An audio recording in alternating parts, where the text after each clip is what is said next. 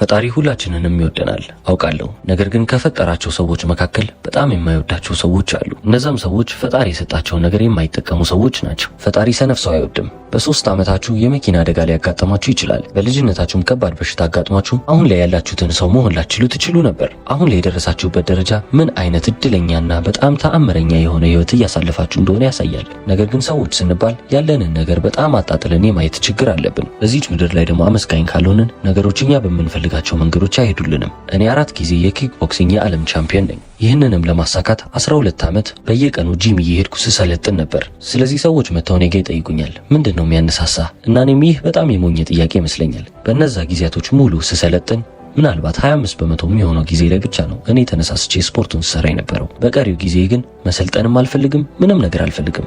ግን እየሄድኩ ሁል ጊዜ ሰለጠናለሁ። ለምን? ወንድ ስለሆንኩ። ወንድ ማለት ምን ማለት ነው ካላችሁ፣ ምንም ይሰማው ምን ማድረግ ያለበትን ነገር የሚያከናውን ሰው ነው። እኔ ዛሬ ጧት ስነሳ በጣም ደስተኛ ነኝ እንበል። ደስተኛ ስለሆንኩ ማድረግ ያለብኝን እያንዳንዱን ነገር አረጋለሁ።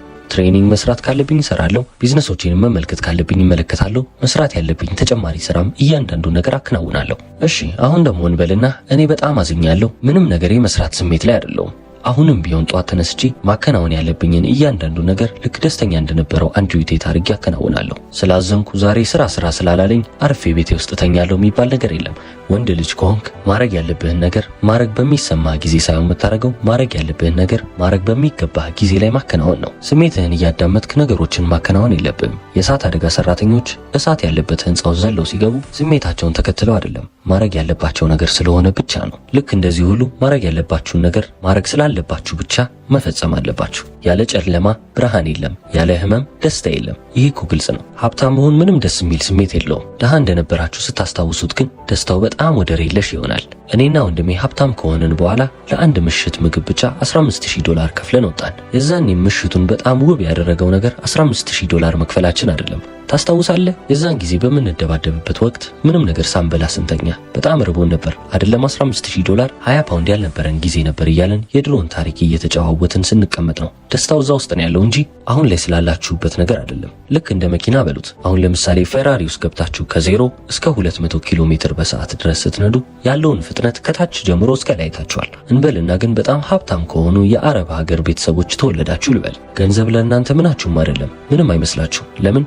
መጀመሪያውኑ የፈጠነ መኪና ውስጥ ስለገባችሁ። ሀብታም መሆናችሁ ለእናንተ እርካታን አይሰጣችሁም። ምክንያቱም ደግሞ እታች ወርዳችሁ ነገሩን ስላልተመለከታችሁት ነው። በዚህ ምድር ላይ በጣም እድለኛ የሚባል ሰው ድሃ ሆኖ የተወለደ ሰው ነው። በቃ ህይወቱን ማስተካከል የሚችልበት ሁኔታ ላይ አለ።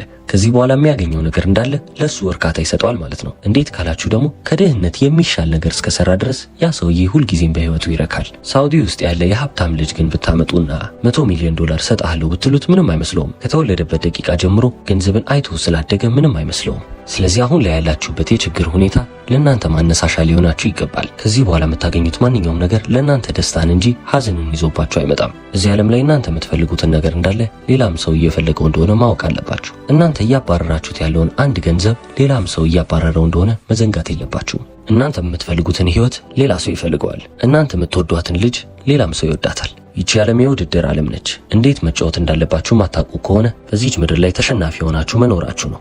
ብዙ ወጣት ልጆች እኔ ጋር ይመጡና ቴት በጣም ከባድ እኮ ነው፣ ይህን ነገር ማሳካት በጣም ይከብዳል ይሉኛል። አውቃለሁ ሀብታም መሆን በጣም ከባድ ነው። በህይወት እናንተ ማግኘት የምትፈልጉትን ነገር ለማግኘት ብዙ መልፋት አለባችሁ። ግን እንደዛም ነው መሆን ያለበት። ህይወት እንደዚህ ነች። ለምሳሌ እንበልና $300,000 ላምበርጊኒ ሰው እየነዳ ብታዩ ያንን መኪና መመኘታችሁ አይቀርም። ለምን?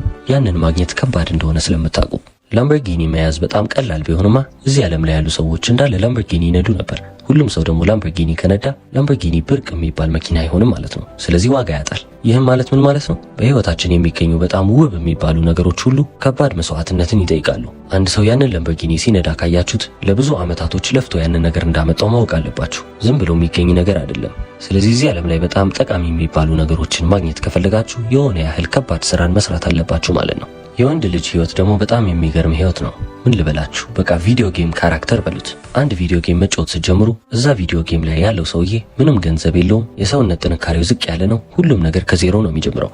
ከዛ እያንዳንዱን ሚሽን ማለፍ ስትጀምሩ የቪዲዮ ጌም ካራክተሩ እየጠነከረ ተጨማሪ ገንዘብ እያገኘ እና ብዙ ሚሽኖችን እየሰራ ያልፋል። ከዛስ የፈለገውን መኪና ይነዳል፣ የፈለገውን ያህል ጥንካሬ ያለው፣ ስለዚህ ማንኛውንም አይነት ፈተናዎች ማለፍ ይችላል። ህይወቱም እየቀለለለት ይሄዳል ማለት ነው። ገንዘብ ሲጨምር፣ ጥንካሬ ሲጨምር፣ የሚፈልጋቸውን ነገሮች እያንዳንዱን ሲያሟላ በዛ ጌም ውስጥ አሸናፊ ትሆናላችሁ ወይም ደግሞ ሚሽኑን በትክክል ጨርሳችኋል ትባላላችሁ። በህይወታችሁም ይህን ነው ማድረግ ያለባችሁ። ወንድ ልጅ ከሆናችሁ ገንዘብ ሊኖራችሁ ይገባል፣ ጠንካራ ልትሆኑ ይገባል፣ ስሜታችሁንም ልትቆጣጠሩ ይገባል፣ ብልህ ልትሆኑ ይገባል፣ ሴቶች ሊያከብሯችሁም ይገባል። ሴቶች እንዴት ነው የሚያከብሯችሁ? እናንተ ራሳችሁን ስታከብሩ። አሁን ላይ ደግሞ ዓለምን የሚቆጣጠሩ ሰዎች ወንዶች ደስተኛ እንዲሆኑ አይፈልጉም። ለምን ካላችሁም ወንዶች ብቻ ናቸው እዚህ ምድር ላይ ያልተመቻቸውን አገዛዝ መቀየር የሚችሉት። ስለዚህ ወንዶችን ከተቆጣጠሩ ሁሉንም ዓለም መቆጣጠር ይችላሉ ብለው ስለሚያስቡ ወንዶችን ደስተኛ ላለማድረግ እየተንቀሳቀሱ ነው። ወንድ ልጅም እዚህ ምድር ላይ ደስተኛ ለመሆን እዚህ ምድር ላይ እንደ ወንድ ልጅ ማሳካት ያለባቸውን ነገር ማሟላት አለበት። በአካል በጣም ጠንካራ መሆን አለበት።